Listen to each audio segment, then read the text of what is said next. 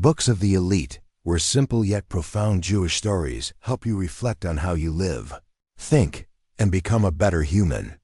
We don't summarize books. We retell the mindset of great minds that changed the world. One story a day, enough to help you live more deeply for a lifetime. 10 Jewish stories told to children that leave the whole world thinking. Have you ever thought that just one story could completely change the way you see life? Not through dry lectures, not through complex words, but through simple, powerful tales from a people who make up just 0.2% of the world's population, yet have contributed to over 20% of Nobel Prizes globally. The Jewish people, renowned for their wisdom, resilience, and enduring spirit, have given humanity more than just academic or financial achievements. They've passed down timeless stories, quietly planting seeds of wisdom in the hearts of every generation. Today, I want to share with you 3 of those stories. Each is a small universe where you'll find fear, faith, choices, and maybe a spark of light for your own path. And perhaps by the end, you won't want to rush through life, think small, or make careless decisions anymore. Story 1. King Solomon and the Judgment of Long ago in ancient Israel, where the golden desert stretched to the horizon, there was a king named Solomon. He wasn't remembered as a mighty warrior or a powerful emperor, but as a symbol of pure wisdom. People from all lands came to Jerusalem seeking his judgment because they believed he could see through the masks of even the most convincing lies. One sweltering morning, 2 poor women approached his throne, carrying a sleeping infant.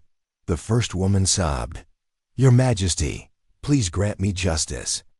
This child is mine. She swapped him while I was sleeping." The second woman quickly replied, "No, she's lying. This child is mine alone. There were no witnesses, no evidence, one baby." 2 desperate mothers. Who was telling the truth? King Solomon called for a sword. Gasps filled the palace. "If no one yields, divide the baby. Each gets half. That's fair, right?" A silence fell. Suddenly, the first woman collapsed to her knees.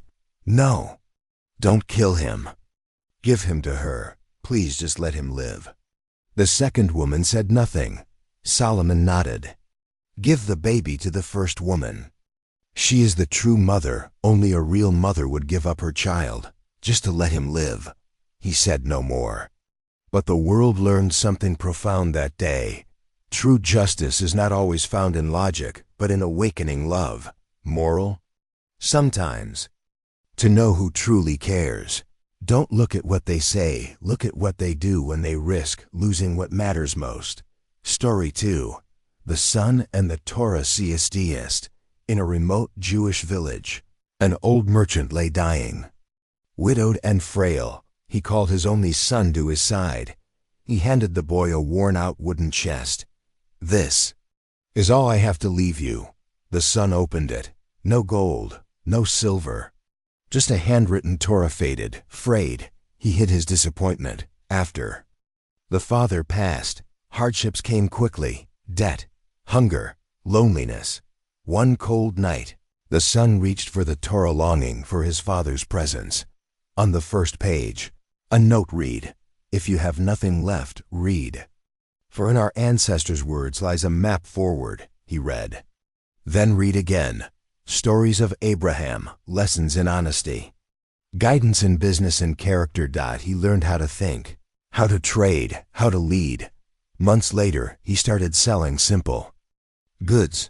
He kept his word. People trusted him. His trade grew. He opened a store, hired workers, built a name. Years later, he became the wealthiest man in the region. Yet beside every business deal sat that old Torah, his true inheritance. One day, his own son asked, "Why didn't Grandpa leave us money?" The man smiled, "Because money runs out. But wisdom, it feeds you forever. And if you know how to read it right, it brings you more than any treasure."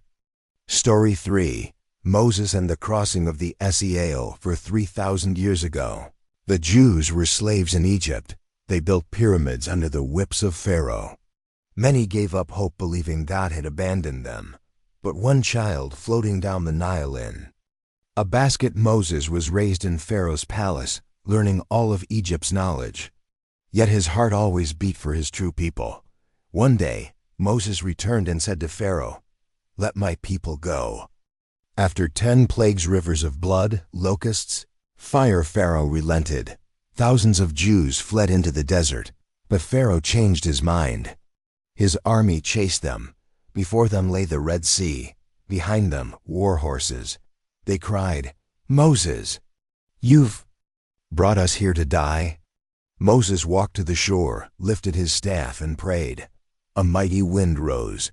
The sea split. Walls of water towered. A dry path appeared.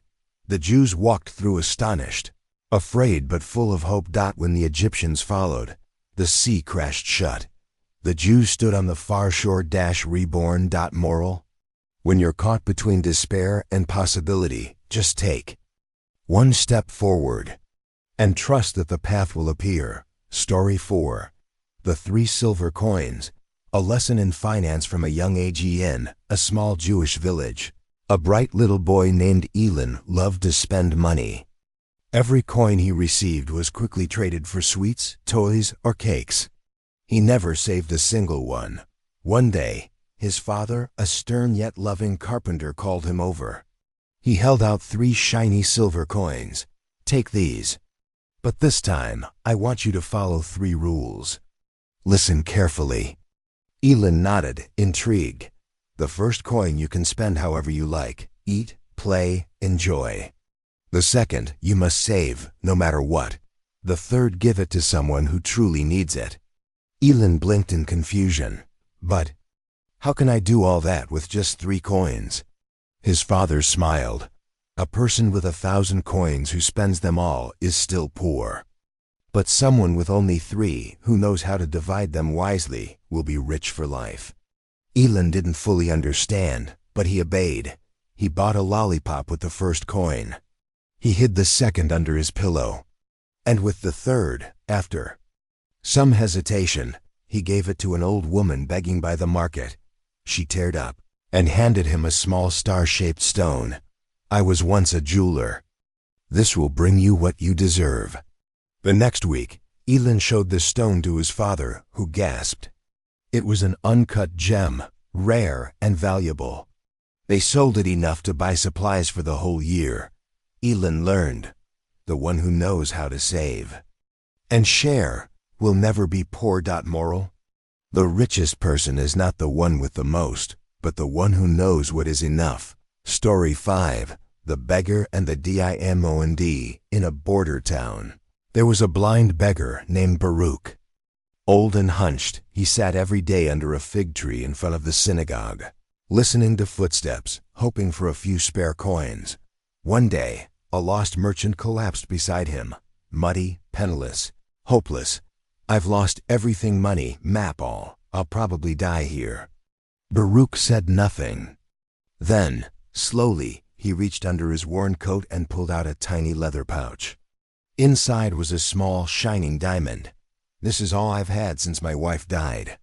But you need it more than I do. Go, live again." The merchant was stunned. "Why? I'm just a stranger. What will you do without it?" Baruch smiled. "I've been blind for 20 years. I'm used to hunger. But you still have sight, feet, and will. I've saved this for someone who truly needs it." The man wept. He returned to the city, sold the diamond, rebuilt his life. Within 5 years, he owned a chain of stores. He later returned. But Baruch had passed away that winter. The man built a golden statue by the fig tree, etched with Baruch's name, an eternal thank you. Baruch never became rich, but he changed another man's destiny with one act of giving. Moral: real wealth isn't in what you hold, but in what you're willing to give away. Story 6. The Boy Who Asked. What is true wealth? In the ancient village of Safed, an elderly rabbi named Eliezer was loved as a living well of wisdom. Every afternoon, people gathered under the olive tree where he sat. answering questions, teaching Torah, and guiding lives. One day, a poor boy named Avi ran up, breathless. "Rabbi, today in class they mocked me for my torn shirt and old pencil. I asked them, who is truly rich? No one knew. Can you tell me?" Rabbi Eliezer pointed. "Go to Moshe the tailor. Ask him for a coat." Avi obeyed. Moshe led him to a storage room filled with beautiful jackets. But he handed the boy the oldest, most ragged one. "This was the first coat I ever stitched as an apprentice. I had just 2 scraps of cloth. But I kept it to remind me, being rich isn't wearing new clothes, it's never being ashamed of what you have." Still confused, Avi returned. "Now," said Rabbi, "go to Isaac, the richest man in town. Ask him for a meal." At Isaac's mansion, the boy shyly asked. Instead of dismissing him, Isaac laughed and welcomed him to dine. Before eating, he sighed. "I was once a street beggar in Haifa. Each time I got bread, I shared it, though I stayed hungry. When I became wealthy, I remembered, true wealth isn't about how much you own, but how much you can give without hesitation." Avi returned, eyes wide with wonder. Rabbi smiled.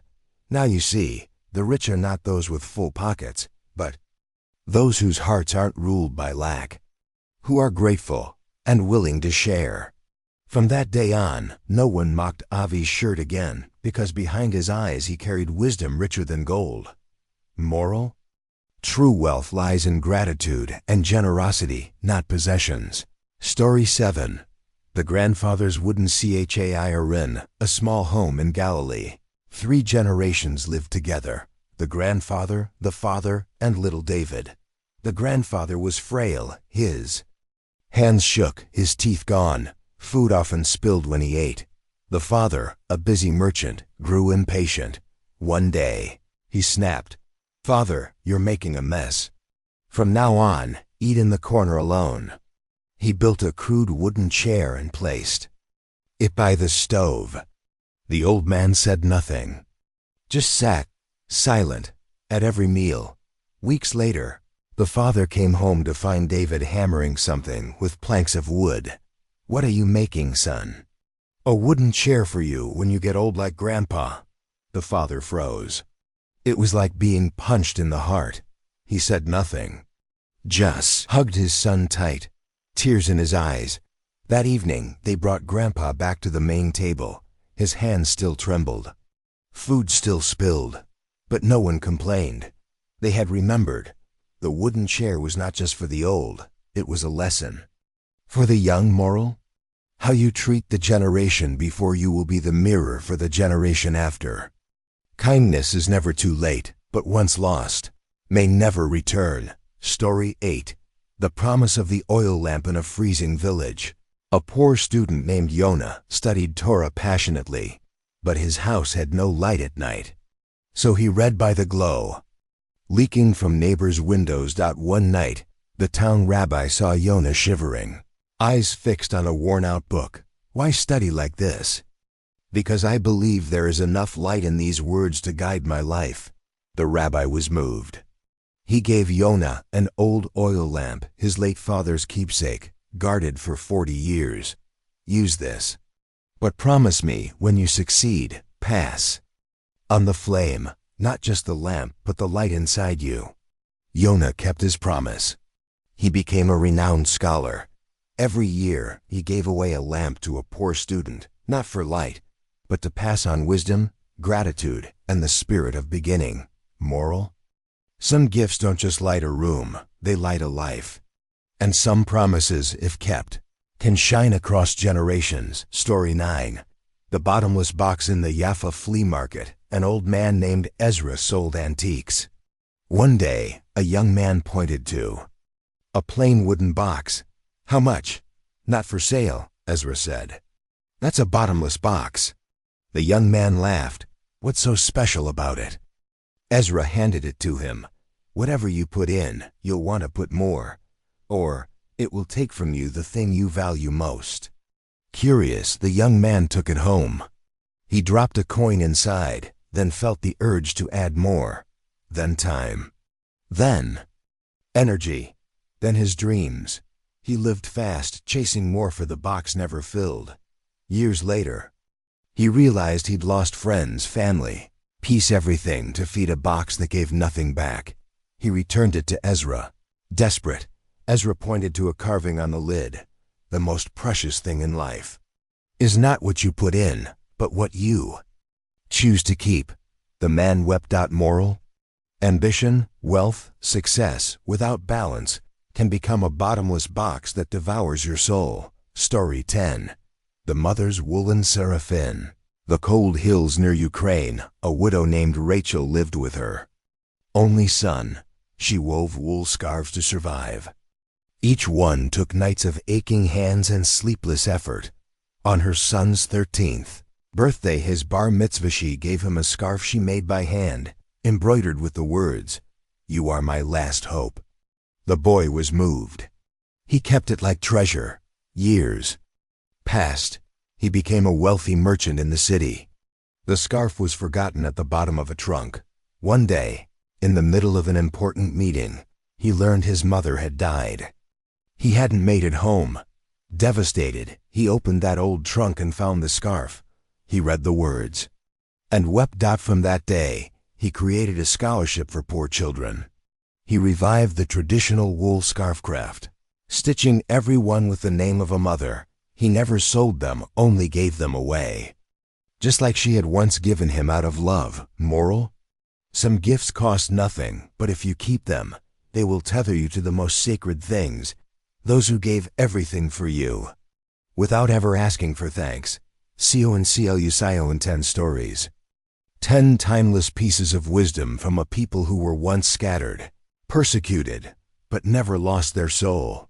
Their stories aren't just for the Jewish people. They are for all of us, those navigating choices, loss, hope, and faith in this complex world. You may forget the words, but if one thing stays with you, let it be this: don't fear losing everything, as long as you still carry wisdom, kindness, and belief.